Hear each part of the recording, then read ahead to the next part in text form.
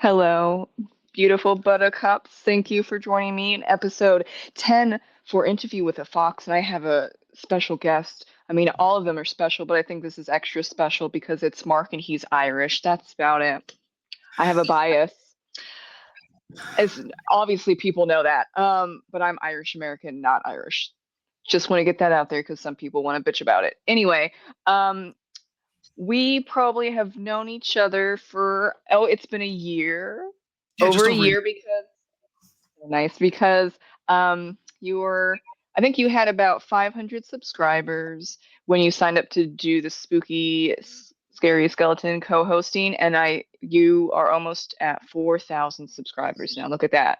I don't even think I had 500 subscribers at the time. I Oh, was relatively, yeah, I was relatively early in my days in the BookTube community. So, yeah, but yeah, I've been very lucky with the amount of people who, for reasons that I don't properly understand, want to me talk nonsense. well, I think a lot of it had to do with Discord or Discworld. Yeah, wait, what did I say? Discworld.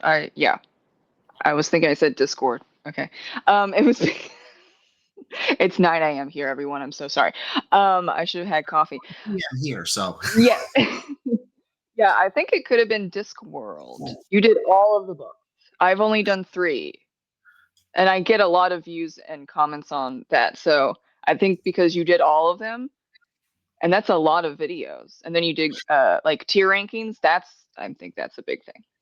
That the tier ranking was kind of what I did when I did the whole lot at the end. Weirdly, for the longest time, my Discworld videos were the things that actually got the least number of views. So I do bits of tags, and I'd get involved with other BookTube things and do like the monthly wrap-ups and all of that usual BookTube stuff.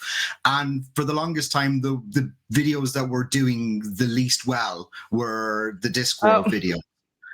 And then weirdly, one of them, the 24th one, reasons I don't understand, took off. And, you know, over the space of, I got hundreds of followers over the space of a couple of days. It was actually last Christmas. It started on Christmas Eve. And for some reason, my review of The Fifth Elephant, which is the 24th Discworld book, it started getting thousands of views. Whereas up until that point, I was lucky if I got 100. So... Yeah. Well, I was thinking it would make sense if it was Hogfather around Christmas, but no, it was not Hogfather. No. It's so weird. Whatever reason the algorithm God decided to grin on that particular video for, I don't get it, but I'm very, very grateful. Yes. And yeah, well, mine do, because I only have 3. No, I'm sorry, I have 4. But yeah, okay, I have 4. I miscalculated that one. And they're all hundreds and hundreds of views. And then I thought it was interesting that equal rights got dislikes. I'm like, what did I say for equal rights? That was so egregious. Very strange. I know, but the other one's perfect. And then like hundreds of views. Yeah, they don't. I think the book reviews just do weird. They're just kind of weird, but I still like doing them, especially because people are like, oh, book reviews are dead, and it's been a thing to talk about all this year. But then after like the 25th, I don't know, the 25th response videos, it's just like, okay, there's a lot of talking, so maybe you do something about it. I don't know. It's a long-term thing. Yeah, I've seen a lot of people talking about, and for me, with the review side of things, they are the ones that probably get the least activity initially, but they're the ones that continually go over time. So I don't do many videos that are just a book review of a single book. I've done a few. I've done all the Discworld ones, obviously, but I've done a few beyond that, and those tend to start off a little bit slower, but they just keep creeping up over time. And then you get random hits like that 24th book, and you're like, what is this? I know. It was very weird. Weird, actually, when I started looking back at the algorithm, at my all of my metrics on it, is that as soon as that one hit, all of my other Discworld videos all immediately started to go up. Is like people found that video and then went back and watched all of my Discworld videos.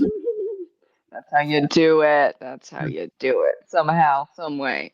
Do you fill out like those, the tag box that says you can have 500 characters? I do sometimes. I used to, and I've gotten lazy with it. I kind of copy and paste from previous ones that I've done. From what I understand, I think a lot of it has less to do with the tags and more to do with the words in the actual description of the video. That's how a lot of the algorithm works nowadays. I think it used to work on tags a lot, but I think it actually now mostly works off the description of the video. Oh. Yeah, I don't do much with my descriptions. But then when I was adding the max for tags, then that's when my views kind of shot up. But this week, yeah, it's weird. So you can't really figure out what's working to try and do like something. Yeah, like this, was it this week? I'm checking my thing. Yeah, like the past 2 weeks, I don't know what happened. Well, I guess it could be like people are preparing for not Christmas. They're preparing here for Thanksgiving, so my views have gone down. And then there's also a new thing that happened a couple months ago, where it was AI bots scanning for I guess it would be Gmail, but also like YouTube channels that are for, I think it was like 16 and under, and restricting them. So that's a huge thing. It went bye-bye for that. And then there have been some debates with a bunch of other, like, not booktubers, but bigger channels that saw a huge dip. And it's like, yeah, I can see why there would be a huge dip for you. And then they were arguing back and forth, and then finally YouTube was like, yeah, we restricted a big portion of people because they're under the age of something. I think it was 16, or it could be under the age of 18. If it was under the age of 18, that's really dumb to do.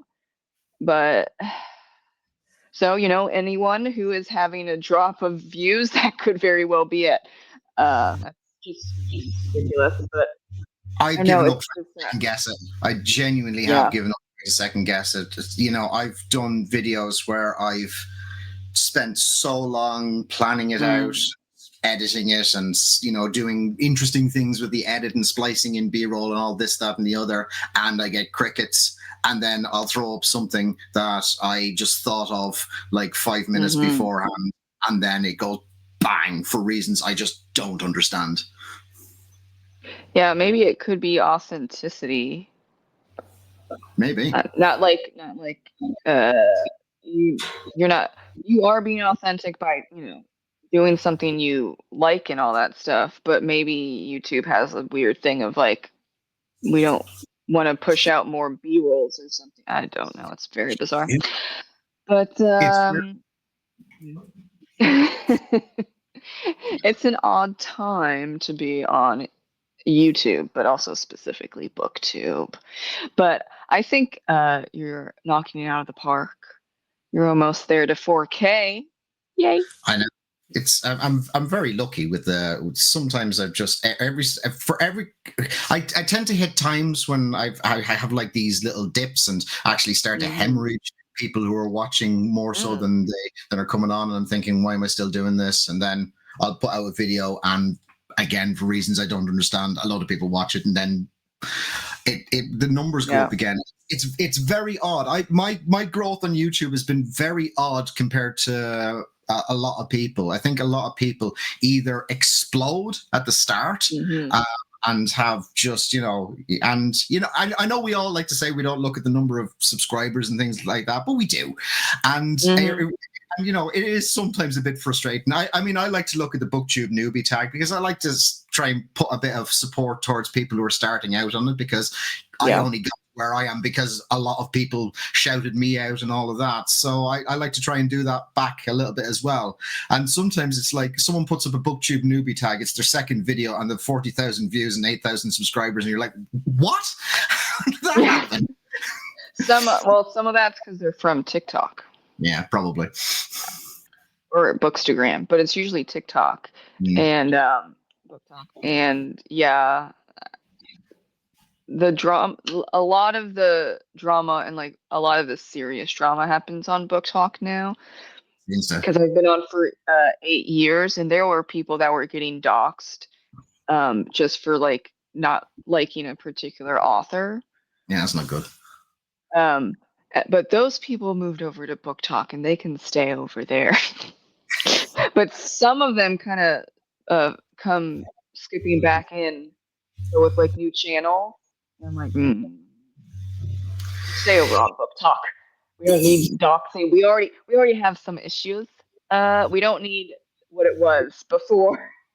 Like it stopped doing that around 2020, 2021 when TikTok got bigger, and so people moved over. You don't miss the problematic ones. No, we don't want that. Go away. Go away. We don't need that. But there's also stuff that happens still now, but at least it's not doxing and people finding your work and like emailing and phoning your work to get you fired. Like that's some crazy shit that happened quite a few times.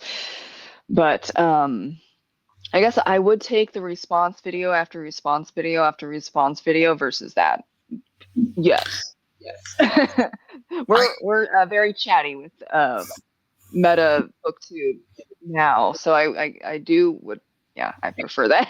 But it's also like 35 videos in on something. Can we do something about it, or else you're just talking? Do you know?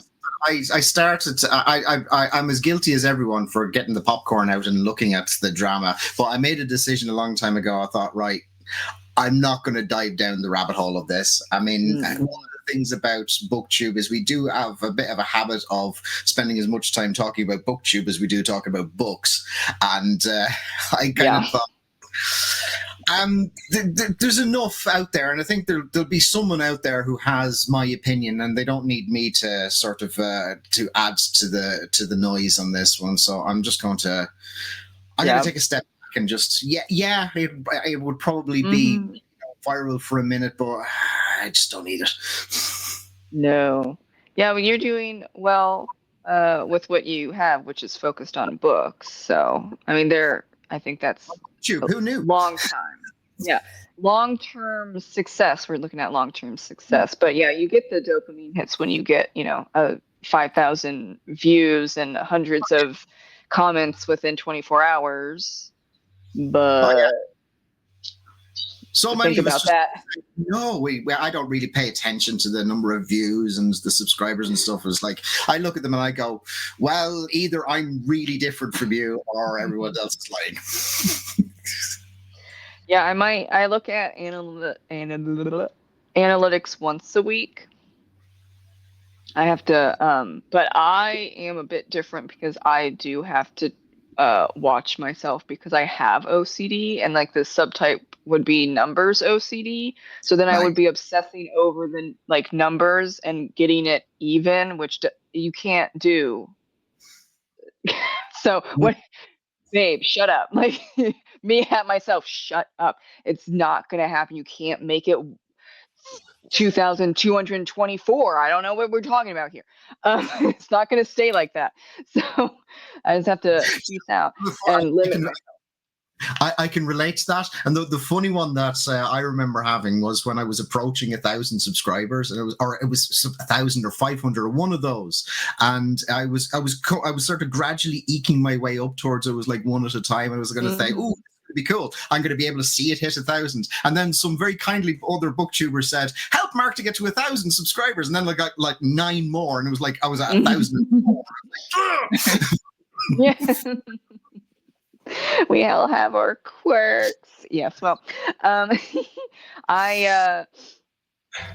have to remind myself to just watch it, so I'm better at that. I put my phone up on the second floor.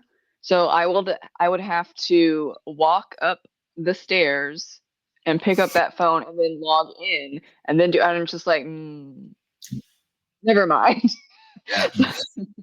I was thinking of doing a video on like ways to like cut back on phone time because you're addicted because you're getting happy chemicals. Mhm. Even uh the bad stuff you're getting hits of adrenaline, so it's like Mhm. adrenaline dopamine and you love that. I am totally done with adrenaline dumps. I've had them since I was a kid and I don't think they're fun. Mhm. But there are a lot of people that love that. And so like they'll pick fights and all that stuff. I'm like, oh, you don't even know what might be coming for you. Please don't pick fights online. It's not worth it. But like, yeah, it's like dopamine hits when you get something good, and then adrenaline dumps when you get something like a fight, and it's just like, put your phone down. Put your phone down, please. Yeah, I This had to is learn not that. yeah, it's like the internet is real life, but it's also not real life because if you go if you put your phone down because someone, said that your opinion's wrong on Discworld book and you put your phone down and you walk away, it's not there's no it's not effect there's nothing there. But Mhm. then you go online and then now you have like five comments because people are arguing with that comment like it's real, but in this it's not real. Like your neighbor is not going to give a shit. Right? Yeah, Your dog's not going to care either. Like, yeah. So it's like a weird thing with the internet and reality, unfortunately. it But is. I, I, I've had to learn to sort of check myself with that a little bit because speaking of sort of authenticity in videos, I mean, I think for the most part, anyone who sort of knows real life and sees me, what I'm like on the video would probably agree that that's a fairly good representation of what I'm actually like.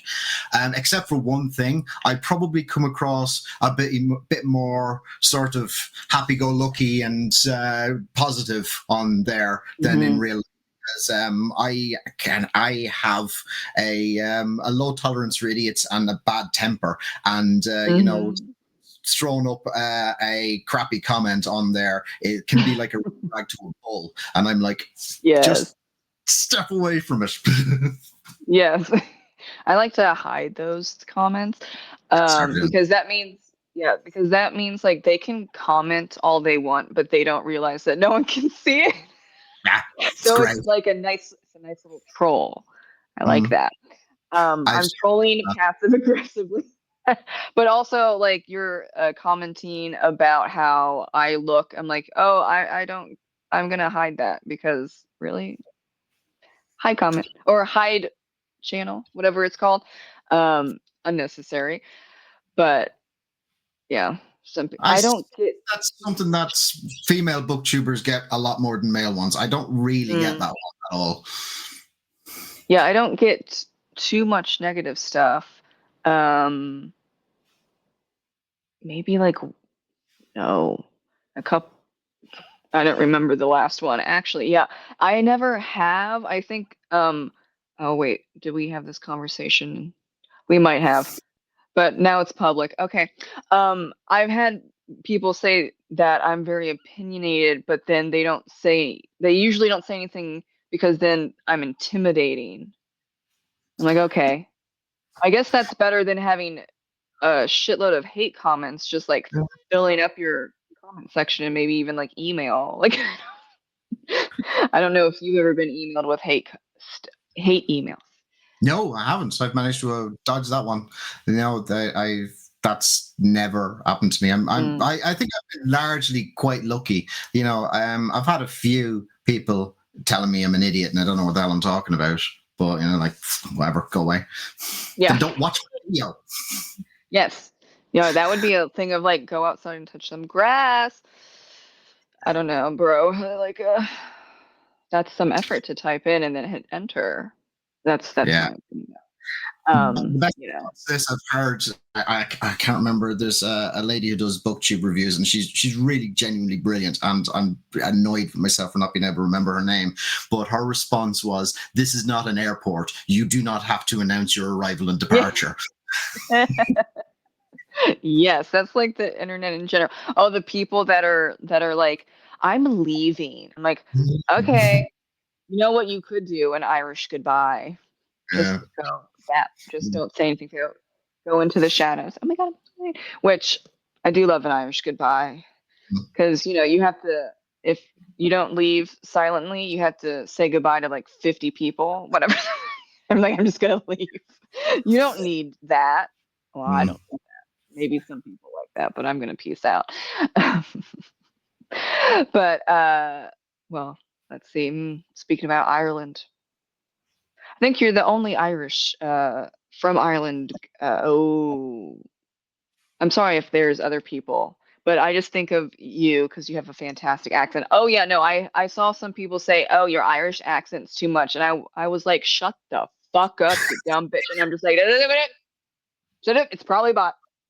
But if I ever see you, sir, I mean, it's so stupid. How do you like? This is what I grew up with, and when I was doing, like babysitting or tutoring young kids that would just say, just say things. Like if someone can't fix something going on there with like in less than a couple of minutes, don't say anything. Like if you have broccoli in your teeth, please say something. Yeah. Big sticky on If the tip. No, I'll yeah, note that for next time. Thank you. But yeah. If you've the got accent. toilet paper in your shoe, then you say something. But if it's like an accent, or if it's acne, or if like someone has like a gap in their tooth, shut up. Shut. They can't Yeah, I fix mean, it. So shut up. I I've lived in Wales for 30 years. I'm fairly sure my accent's going nowhere at this point. No. But do you like the Welsh accent? I think some people. I think it sounds very nice. I think Celtic accents sound very nice. I'm biased, but.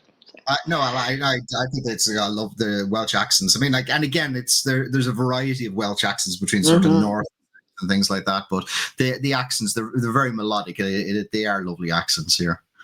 Yes. Well, yeah, also in Scotland and Ireland, they're very great. Well, there was I did get someone um it's from months ago. My mug tour Oh yes. video. Someone say for someone who loves Ireland, you should be able to say Galway properly, but I guess you can't. And I'm like, understand, one, I have multiple speech impediments. Nice for assuming, because I was stuttering a little bit, um, which I do because I have multiple speech impediments. But then I was also like, okay, two, you should know if you want to be that whiny about it or bitchy, there are multiple accents within Ireland, and so you can say Galway or Galway, or I'm sure there are other ways, but it's still accurate for depending on the region. It's just like when you say roof or rough, I mean, it's still accurate, but rough is in a specific way in America, and then roof is another one. You say car or car. Car is you're in Boston, but you're still saying car. Like it's an accent. And I did not get a reply, so I guess my reply was sufficient enough to tell him to shut the fuck up. It was intimidating and opinionated. So I guess that's it. Well, yeah, Galway. Because I have a Galway Bay Irish pub. Also, I sometimes say stuff differently. Like I'll say caramel, and then sometimes I'll say caramel. Do I know why? I don't know why. I don't know why. Who as long cares? as you know what you're talking about, who cares? Yeah. Speaking of Irish words and accents, but yeah, there was also I don't know why.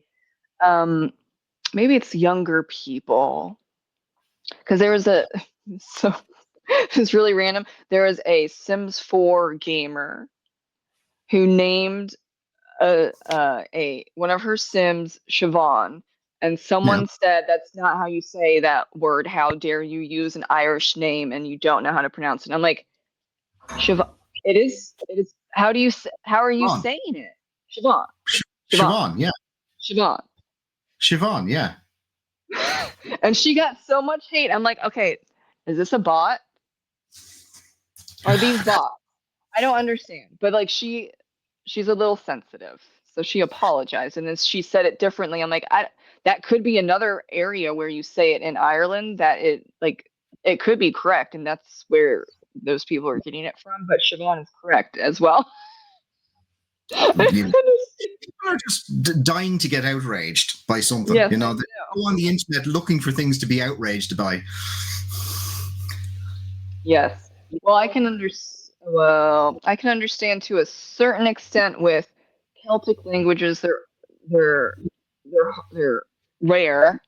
Um, then again, it's like a smaller population, so it's not going to be like 50 million people are speaking Irish because that's not, you know. Um, but yeah, it almost died out, and so did Mannish almost died out as well. So there's quite a few Celtic languages that are like really close to not having that many speakers for various reasons. So I can understand the sensitivity, but being a bitch doesn't help. No. I would argue actually that it's that's the sort of pedantic crap that makes people in the Irish education system rebel against speaking the Irish language, and that's Yes.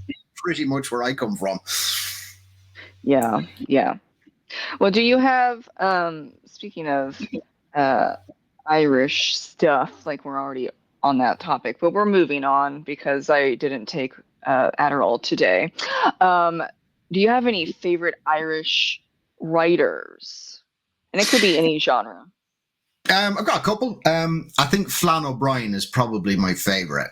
Mm. So Flann O'Brien, a guy's name was Brian O'Nolan, and he used to write into the Irish Times in like about the 50s, I think it Mm. was 50s, 60s, under this pseudonym of Miles Nagopoline, and he had to Mhm. do it under a pseudonym because he was working as a civil servant at the time, and it Uh, was all very and there was a thing about them not having second jobs and they weren't allowed to be identified and all of this sort of thing, but he was mm. very cutting towards a lot of what he perceived to be really crappy Irish stereotypes and things, and Mhm. especially people in Ireland living up to them.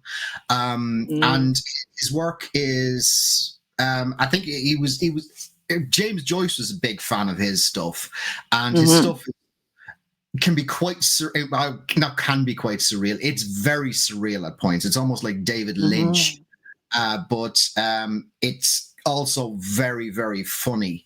And yeah, Flann O'Brien's one of my favorites. He wrote a book called The Poor Mouth, or he actually wrote it originally in Irish, and it was called On Bail Oh Hooked. God.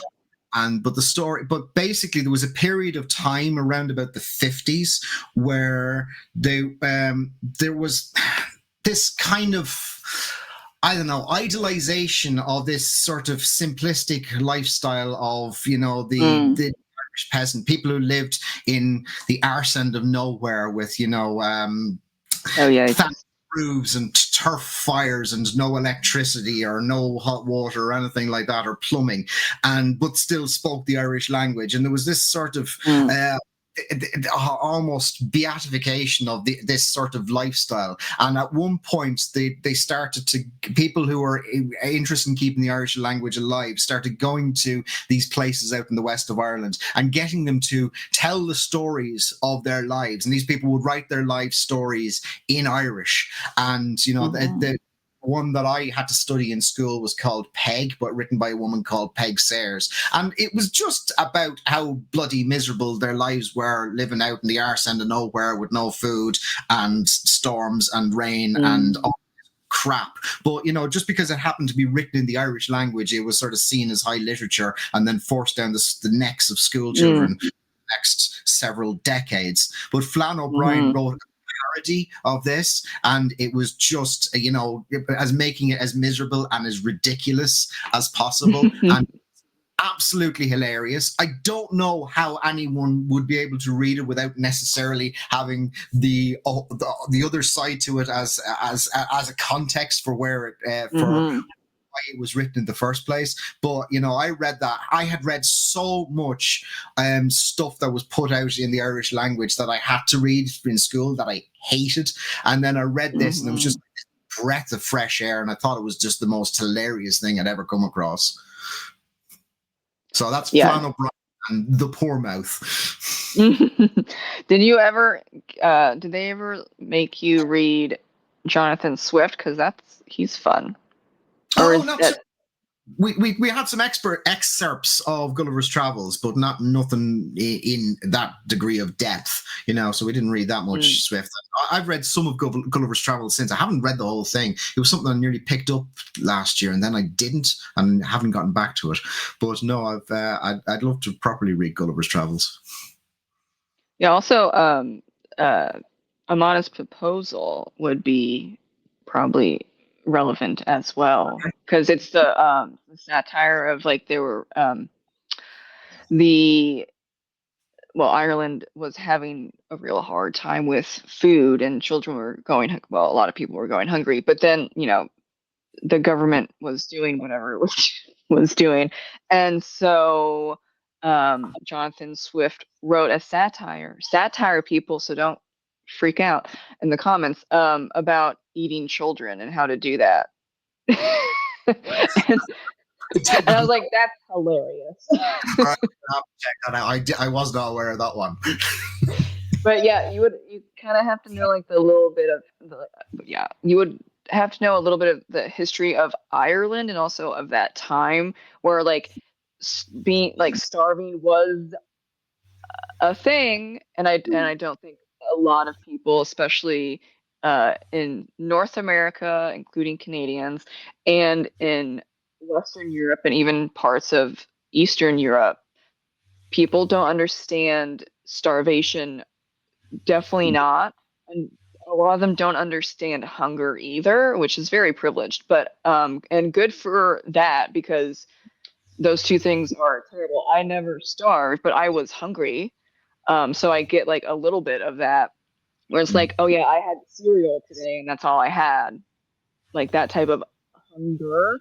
But it was, you have just enough to not go into starvation mode. But yeah, these people were starving, but no one was doing anything about it. They were just all talking like, what do we do? What do we do? And then so like Jonathan Swift was just sick of it, and so he made a satire.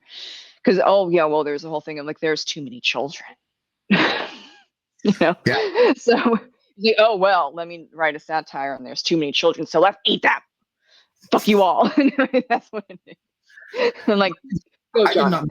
I'm gonna have to check that out. That's because that sounds right up my street. Not eating children, but No. Well, I was happy. That was one of the few assigned readings in high school that I enjoyed, but I know quite a bit more than the average person of, one, the history of Ireland, and two, the Celts in general, because my grandparents on my dad's side were very Irish Catholic, and we did have family in Ireland before they passed away in the 90s, and they didn't have, like, none of them had children, so they died of old age or sickness, and so in the 90s that was kind of it for that, unfortunately. But that's how there's a connection to Ireland there, and so they were, my grandparents, especially my grandmother, very proud, and that's how I know so much. And I connect with Ireland the most, even though I am also Scottish. It's Irish and Scottish, number one, number two. But also, Scotland is from, like, my clan's the O'Brien clan, which is basically the Irish came over. And so yeah, that's it. But I was the only one that was laughing when we were reading The Modest Proposal, and everyone thought I was batshit crazy, and I'm like, oh, you all don't know this? Yeah. See, I'm not crazy. This is a satire, right? English teacher, please tell the people Hello. Please don't send me to the principal's office. This is satire. And yes, I had a conversation there. Oopsie. But Have you been to Ireland, Nicole? yes, in 2011. Nice. It's been some time. It was only for a couple of days in Dublin. I'm hoping, fingers crossed. It'd be like 10. No, it would be 11 months away. Family friend Seamus Kennedy does tours in Ireland, in and around Ireland. I think it's like 2 weeks, Nice. and it's like a setup tour that like you don't have to kind of worry about. And I know it's legit because he's a family friend of my grandparents, and they Mm. went on tours with him. So I'm like, this is legit. I can for sure trust that this is going to be a great experience. And that's happening possibly next October. I would Next. hope that by even like the beginning of 2026, the whole issue with the personal stuff, the financial stuff with me and my husband figures itself out, because we need a vacation, and that would be great. So then that would be my second time, but that I would feel is more legit, because when I went to Dublin in 2011, it was 2 nights and 2 days, and it wasn't. Yeah, it's not enough. I would say it's not I gotta enough. say a lot, yeah. But it's a cool Yeah. say. I mean, bring an umbrella, but it's enjoyable. I live in Washington State. It's fine. You just walk out there Yeah. with the rain. Well, it's Pretty- actually it's like the same Washington State, at least on the west side, and Ireland. They're the same climate, which I think that's why I really enjoy it, because there's so much moss, lots of green, lots of I just love moss. I think it's magical, whimsy. Get a little fairies fucking in the moss. It's great. I don't write fairy smut, okay, but I'm just saying it's hilarious thinking of it. It is I do. objectively, yeah. Oh, it's just so romantic. The gods and goddesses having sex on moss. What? I mean, that's what they were doing in some of some myths and legends. So we're just bringing that over to Washington State, which also is a bit weird that there's not that many Irish people over here, and it's a shame, because it's basically the same climate. It's the same climate, the same look. I think that's probably why there isn't as many Irish people over here. Because they probably got to America and they thought, oh, you can go up here, it'd be just like at home. It's like, no, we just fucking left that. The home sweet home. Oh yes. And whenever I go for walks, take a bunch of pictures, because I'm just like, this is a magical look. And there is, we're talking about Ireland. I don't know if there's a word for it in Irish, but there is a feeling of magical, whimsy, spiritual feelings that if you're connected to Ireland, that you see even if you look at it a picture, much less live there or visit. It might be a word. I know German has a bunch of those words, like they have a bunch of those like feeling words. It's not one word, it's like a word for a phrase. I don't know. There is a Welsh word for that as well. I can't even remember what that is off the top of my head, which has that sort of a longing for a home place type thing, and it doesn't translation, but there is certainly a Welsh word for it. There's probably an Irish word for it, but my ability with the Irish language is not good. Yeah, I know there's like a word in French, and I can't find it, but someone's told me it years ago, where it's like it's the people that have a kind of like romantic, otherworldly idea and feeling of Paris, but when they get to Paris, they're disappointed. It's like, yeah, because it is in fact a city that people live in, and it's not like I mean, you have the Eiffel Tower and a lot of history, Yeah, beautiful architecture, but there are people like getting into fistfights because they're drunk off their ass next to the very pretty cafe that you want to sit in and drink espresso. Like, yeah, yeah, I don't know. But I thought I can't find the name for it. But if anyone knows, leave it in the comments. I think it's hilarious because I've had quite a few people go to Paris thinking that it's going to be like absolutely stunning, amazing, gorgeous. My life is whole going to change, and they come back and they're like, it's just a city. And it's like yeah, they're having an existential crisis. yeah. They're expecting to be like people going or cycling around with baguettes sticking out of the basket of their Yeah. bicycle, and that sort of thing. But in actual fact, what they have Yeah. is taxi drivers screaming at each other like they do in every other city. Yeah, and it smells a little bit when the tide goes down. Yeah. It's normal. Well, I think a lot of people just want to feel like a nostalgia or yeah, whimsy, magical, something or other. Even if their life is going great, they still want to feel a little bit something different, a little magical, and then they get there and it's disappointment. But isn't that life? Whoopsie. I feel it all the time. No. Well, especially this year, but Yeah. it's okay. Yeah, I think a lot of people you guys have had your challenges this year, haven't you? Yes. Yeah. Yes. I haven't expanded on a bunch of stuff, especially the financial stuff, because people don't need to know the financial stuff. But yeah, financial hardships. And then the whole like waiting 3 months to see if I had breast cancer or not. That was great. Oh, God. And then then I'm waiting. Actually, I have to check in with the people on Monday. Waiting for genetic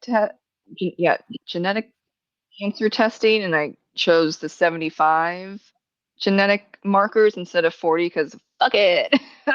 But then I was like, oh shit. And here we go with the existential crisis again. I have had those since I was 4, but Mm, I mean, they kind of get easier, but also not really because you can't do a damn thing about not dying.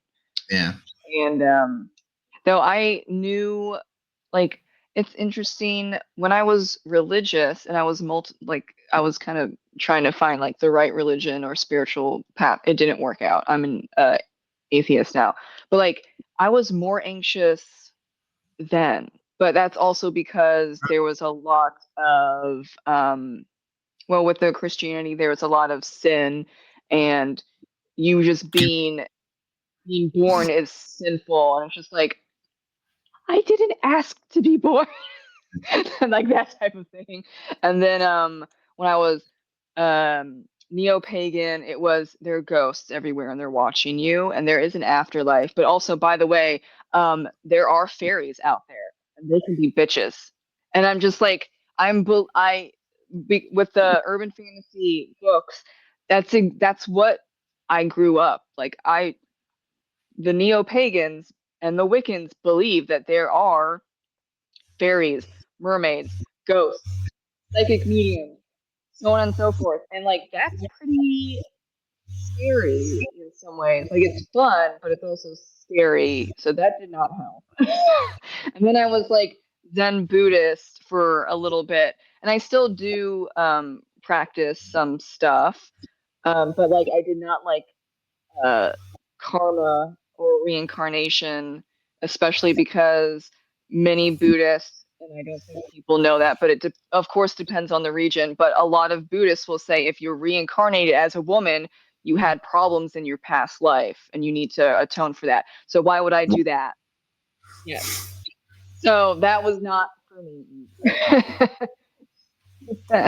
It's a little problematic, but I still kept up with mindfulness and meditation, staying present and realizing that everything is temporary. And yes, life is suffering, but life is also many other great things. And to try and not attach yourself or your identity to items, Mm. that's a big deal. Yeah.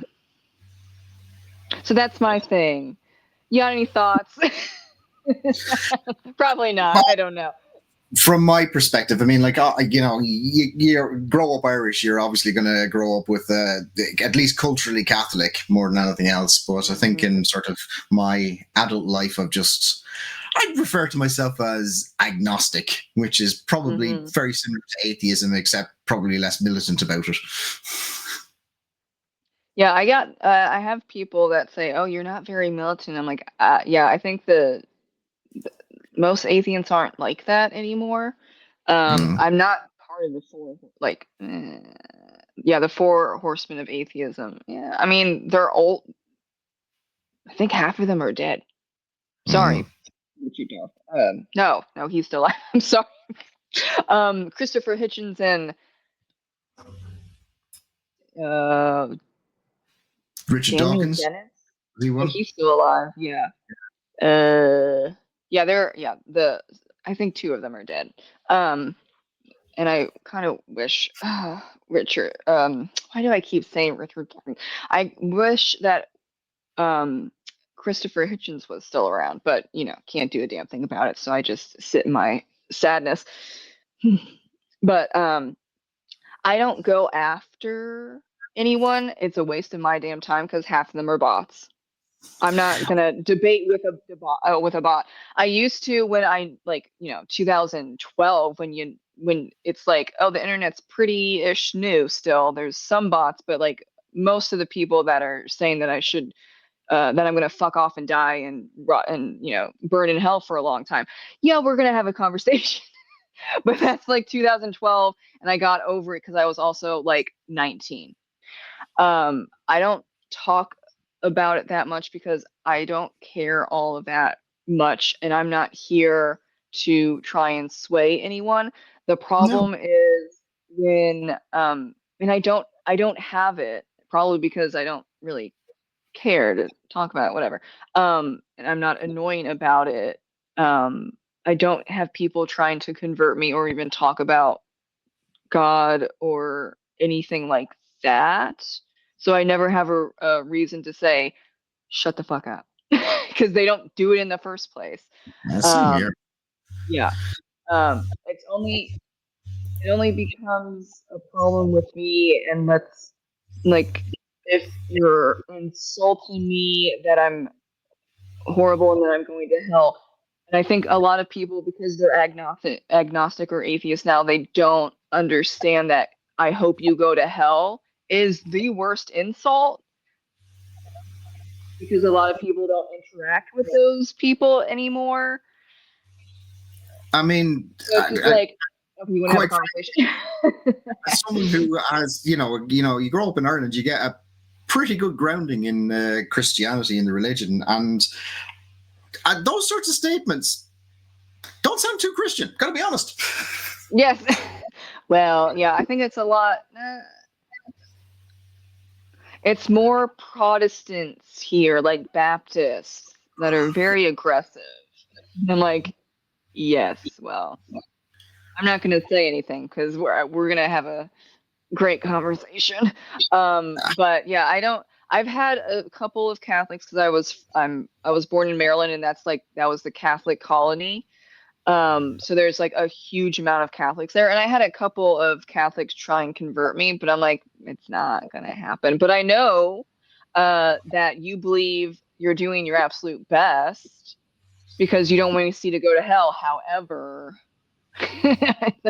I don't have proof of that, so I'm not going to become Catholic. Thank you so much, though.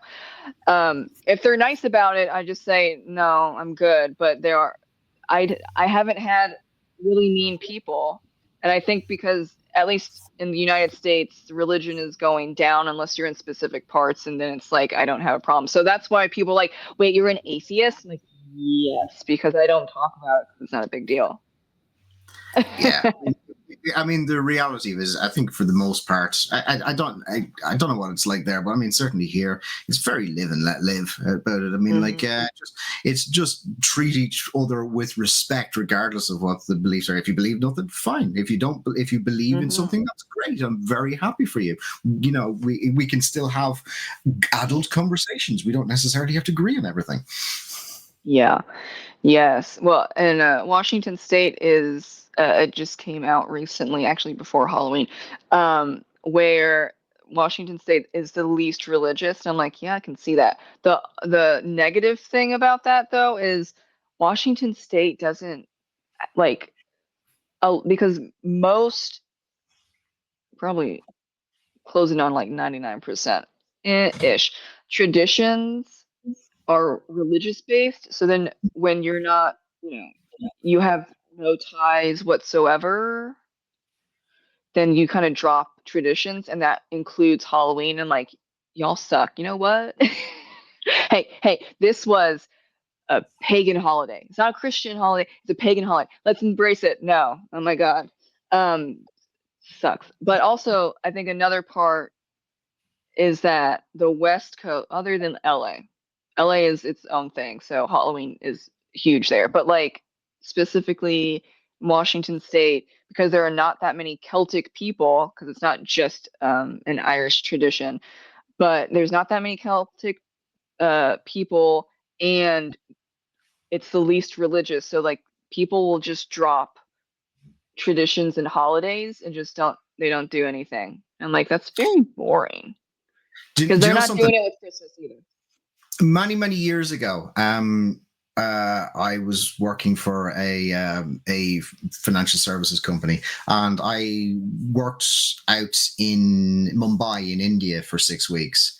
And one of the things about India is they just take on everybody else's traditions. So, I mean, like the prevailing religions out there, you've got obviously Hindu, you've got some Muslim, you've got some Christianity, and you've got Sikhism. Those are kind of the big four out there.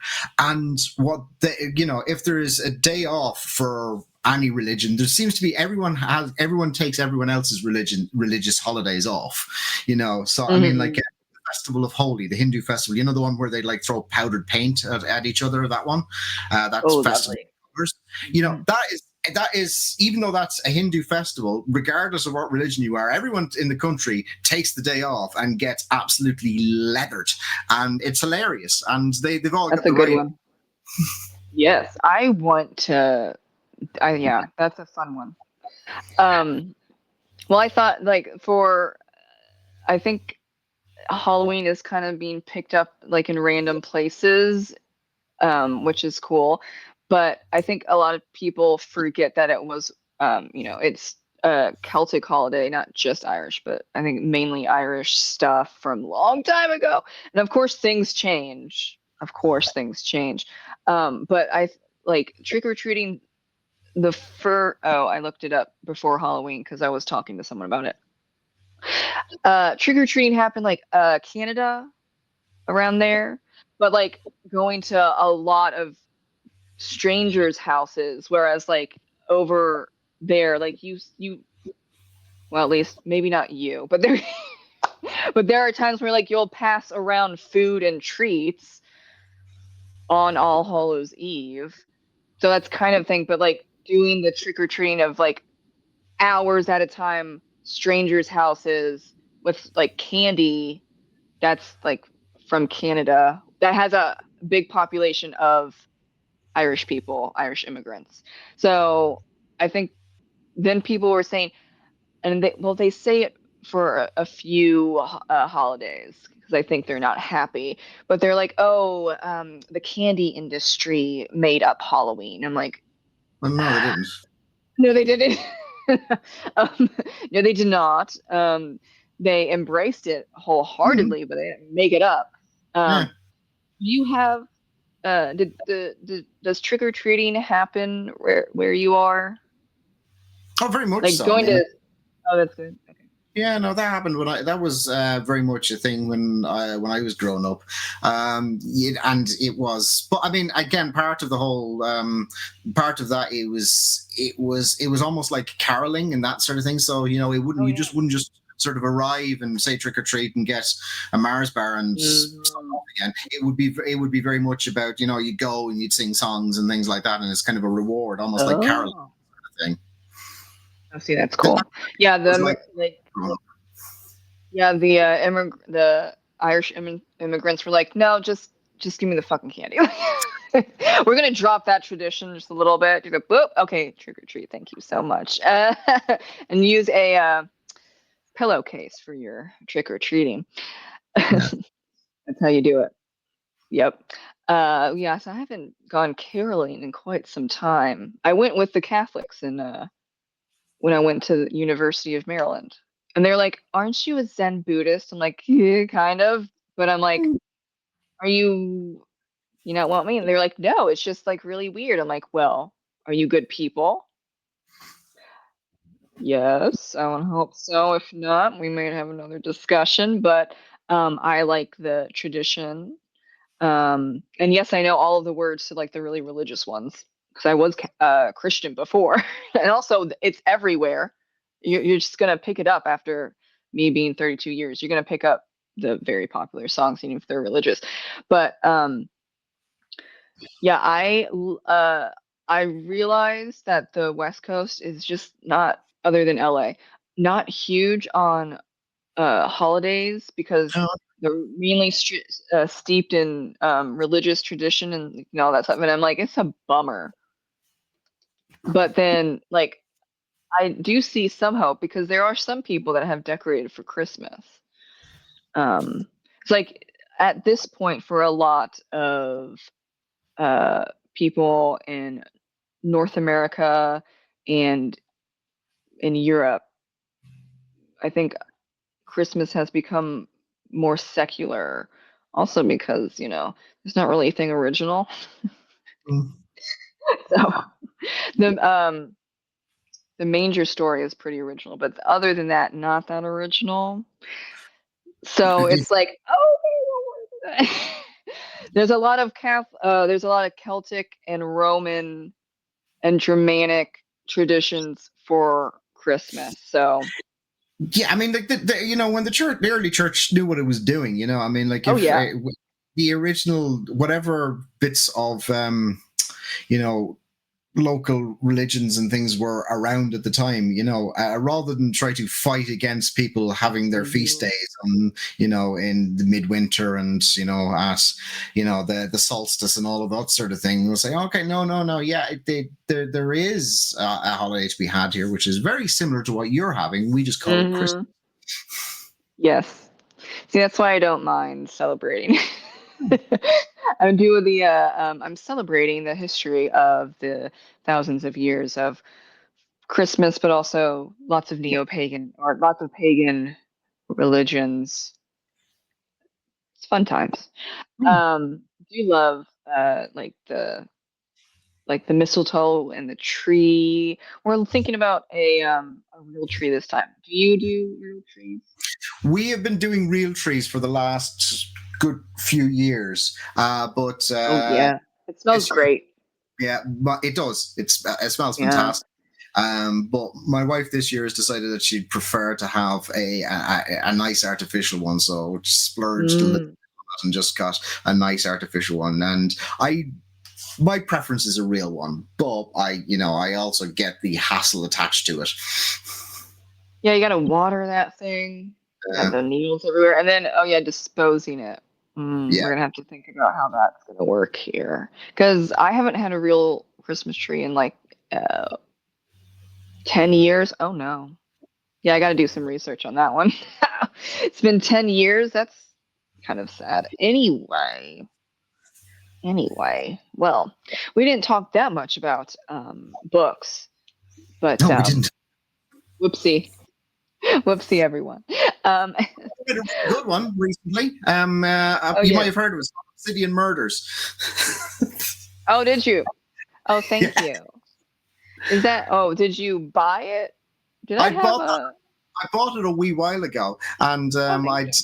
and but just coming up to the podcast, coming up to this, I thought, well, I No, better read it, I suppose now. I reminded you by inviting you. That's funny. You did. I Yes. enjoyed it. Oh, thank you. Yes. There was someone that was like, why didn't you give Bloodsworth the Dublin accent? I'm like, "Pfft, I'm not doing that shit. Also, come on. Do you really? I like, there are very rare times where I'm like, yes, you should write out the accent of someone but like most people aren't consistent with the said accent, so why would I'm not testing myself. Also, he has a very light Dublin accent. It's a little Oh, bit, you get a Dublin, little what tinge. did the Dublin accent sound like 500 years ago as well? So, you know. Yeah, he's got he has a little bit, but it's like it's not enough to be like, yeah, I'm gonna write that accent out. No, he's just is. But also because he travels so much that it's like he Man of the doesn't world. have a hard. Yes, he doesn't have a hard one. It's just kind of neutral. I don't see it's a big deal. But I think Diana Gabaldon, who writes out accents, people, and it's because it's the Outlander series, Scottish accents a lot, and she'll write out Irish accents as well, and it's just like I'm not her. I don't have that. I don't have that in me. I wouldn't trust myself that I would get it correct every single time a word would be used, and then also it kind of does slow you down a little bit. The best example I've seen recently of someone writing an accent, there's a book by, again, an Irish author called Ferdy Lennon called Glorious Exploits. And it's a story that's sort of set in Syracuse after the Athenian War. So Oh. I think it was like 400 AD or something, or BC or something like that. So a long time ago. But the way he's written the story, but he's written it as if it's modern Dublin dialect that they're speaking in. I like modern Dublin, even though it's set in ancient Greece, and it's fantastic. That's bold. I don't think I'm that bold. But it works. Oh my. Yeah, that was a good one. Um, glad you enjoyed it. Um, yeah, because I brought it up. That's the one where it's like I just wrote out everything that I believed in, and you don't reinvent the wheel.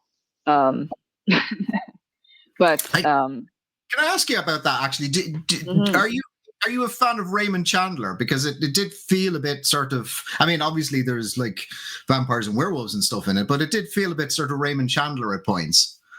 I never heard that person before. Raymond Chandler. No. Um, um, Farewell, My Lovely, Big Sleep. Oh wow, I'm quite surprised because he's one of the sort of the big sort of hard-boiled detective guys who did a lot of the sort of Irish things from like about the 40s, and it has a real sense of place in Los Angeles, and that's kind of what I got from this. It has that sort of sense of place in when they were set in Bethesda the way it was. It just it had that person of that place, which really felt like a lot of Raymond Chandler to me. Oh, yeah. I've either lived or visited the places that I write of. So that's why like I know the streets and all that stuff. And even in Santa Fe, New Mexico, which is the second book, I visited Santa Fe 3 times for, pretty good lengths of time. And then like I've had family members that lived in Santa Fe, so that's why I know all about that. And um yeah, I did that on purpose because I felt like that would be it would solidify that whole feeling. Mm. So I guess I got it right.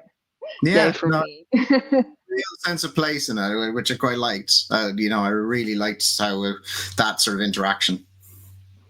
Yeah. And then yeah, all the pagan and Wiccan stuff basically grew up with that. So I didn't have to change anything. Well, there's stuff that I changed. Like there are and I think unless you read deeply into like mythology and lore or like you're like a pagan, you wouldn't realize that there are like different types of fae, and they can be small or they can be big or they can be like giants. Like it's just different. And then like but there's of course I simplified it a little because the Scottish fae are different than the Irish fae, and then there are elves in Norse, but they're like not elves. It's just like okay, let's just let's make it a little easier for everyone.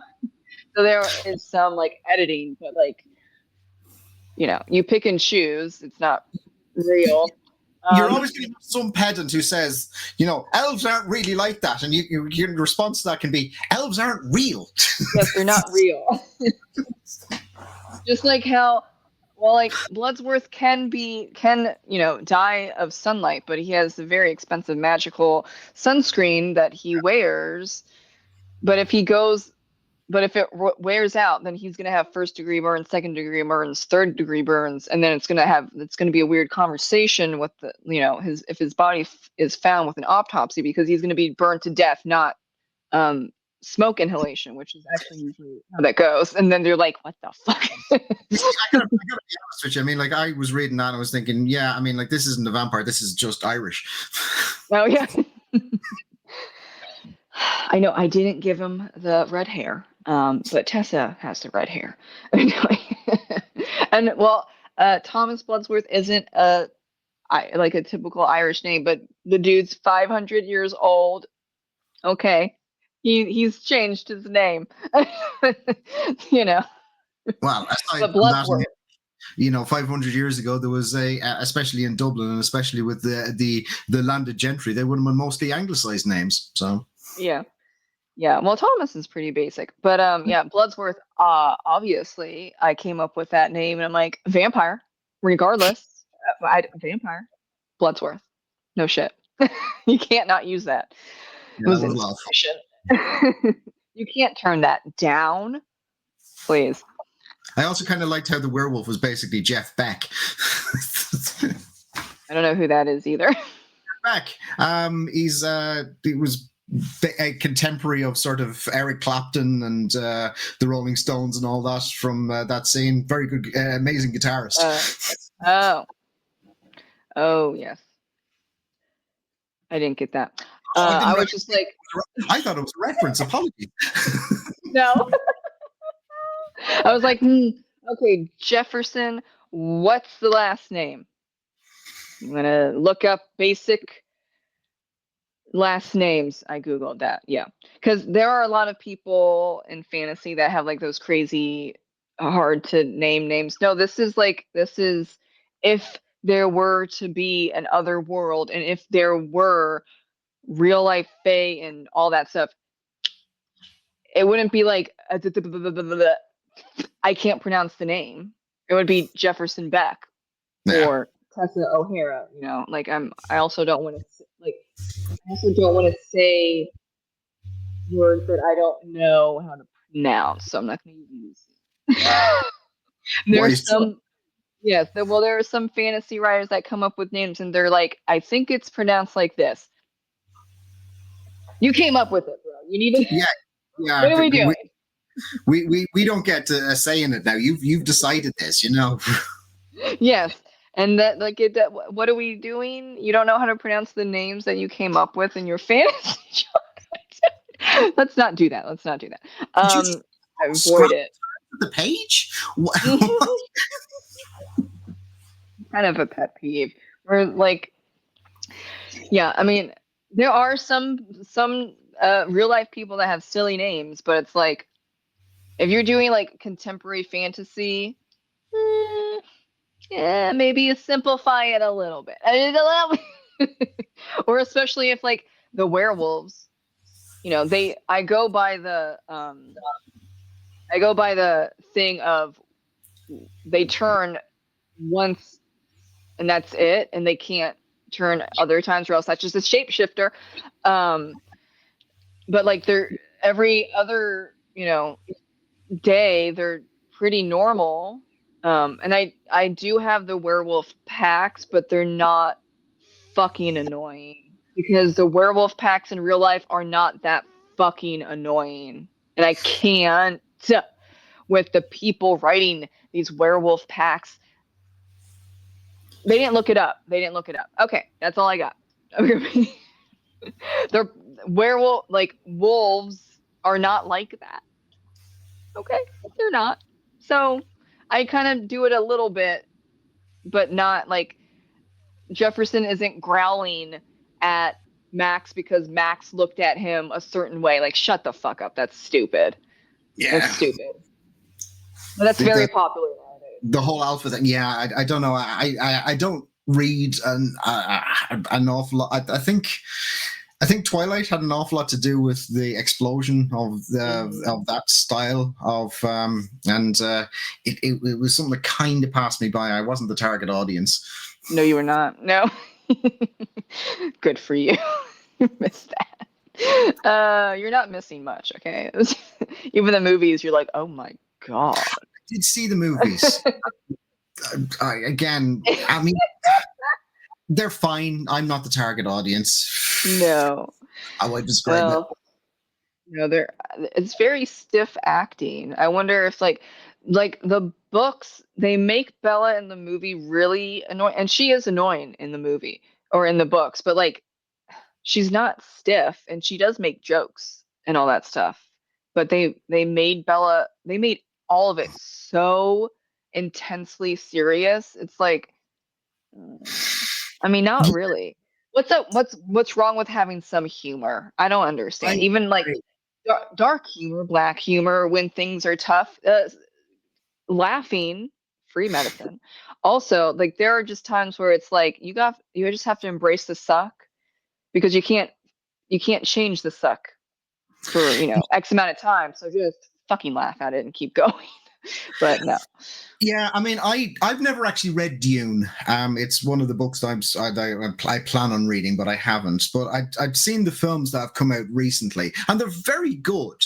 But my criticism of them is, and it was the same when I attempted to read the book, it's way too silly to be taking itself as seriously as it does. Oh, oh really?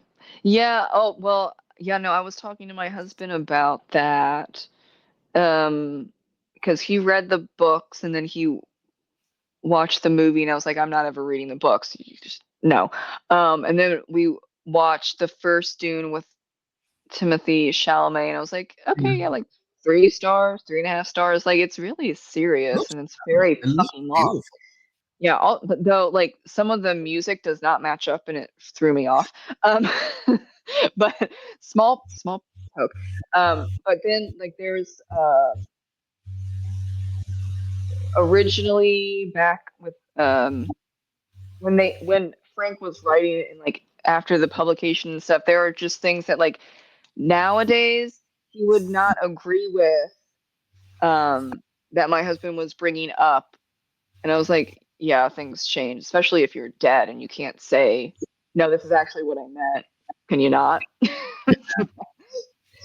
making things so extremely serious. I don't know. I didn't mean that. I think there's definitely a place for levity in something, especially when it's something serious. Because if there's ridiculous things, objectively ridiculous things happening, and you don't try and bring any level of levity to it, it makes it unintentionally hilarious. I mean, like this is why Leslie Nielsen was such a brilliant comic actor, because he acted deadpan serious the entire way through, and it was just, and that was why he was so funny. And I just I lean towards humor an awful lot in the stuff that I read, and when I'm reading something that has none and it is just serious as a heart attack, and they're talking about whatever dragons or werewolves or whatever it happens to be, and it's just like this is not real and it's a bit silly and you can have fun with it, right? Yes. Yeah. Yeah. Even in my standalone novels where they're all pretty damn serious, there's still like human stuff that happens. Like you gotta let it go sometimes. Of course. Yeah. I don't think it's like also like you could just add a bit of sarcasm in there.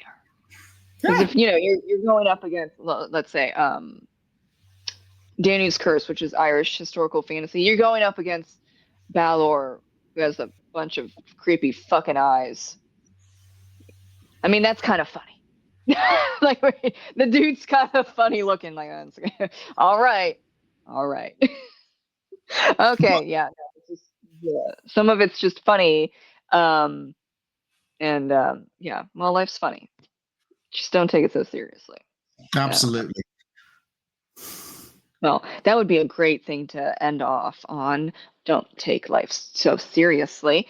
Thank you so much for joining me today, Mark. And I'm going to have Mark's information in the description box below. You should check him out and try and get him to 4,000 subscribers. Not like I have so many subscribers that could happen overnight. I'm just saying, but like you can give him a few, throw him a few subs, see how it goes.